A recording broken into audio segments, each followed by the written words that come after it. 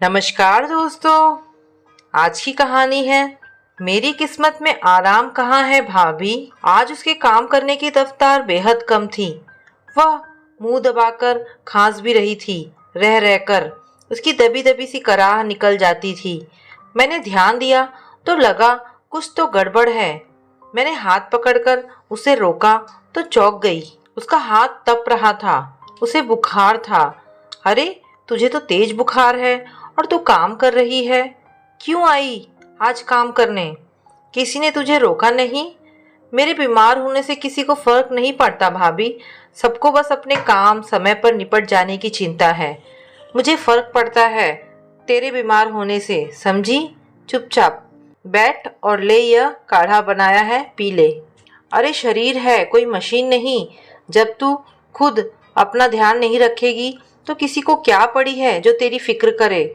सब लोग आपके जैसे नहीं होते भाभी। पैसे देते हैं तो हमें मशीन ही समझते हैं।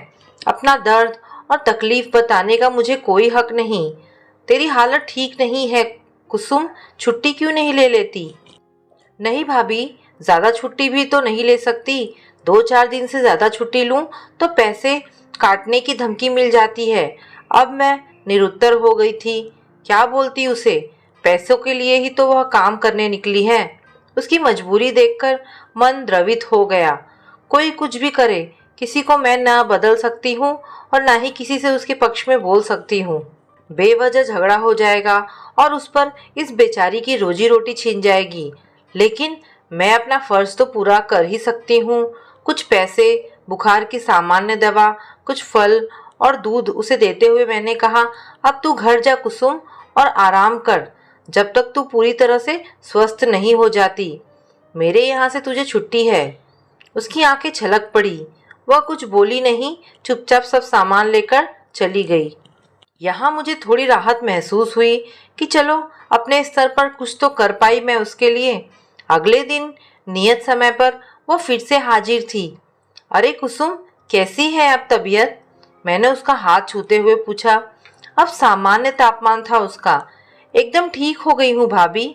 आपने दवाई और इतना सब कुछ दिया था तो यहाँ से सीधे घर चली गई थी और दवा खाकर आराम किया। अरे, आज और कर लेती आराम। कल कितनी खराब हालत थी तेरी। वह हंस पड़ी। अरे भाभी, मेरी किस्मत में कहाँ आराम लिखा है।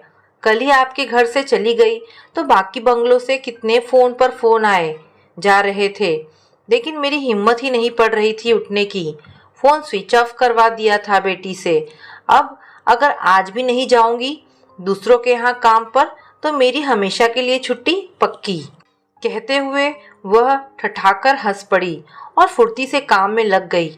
मैं भी निःशब्द होकर उसे, उसकी जीवटता और कर्मठता को देखती रह गई। उसकी मेहनत और ईमानदारी देखकर मैं दंग थी। उस दिन मैंने उससे कहा कि औरों के घर का तो मुझे पता नहीं, लेकिन जब भी तेरी तबीयत नासाज हो तो तू बेफिक्र होकर मेरे घर से छुट्टी ले सकती है। बस एक फ़ोन करके बता दिया कर कि भाभी, मैं नहीं आ पाऊंगी। इतना सुनकर कुसुम की आंखें झलक आई और वो मेरे स्नेह के वशीभूत होकर मेरे गले लग गई।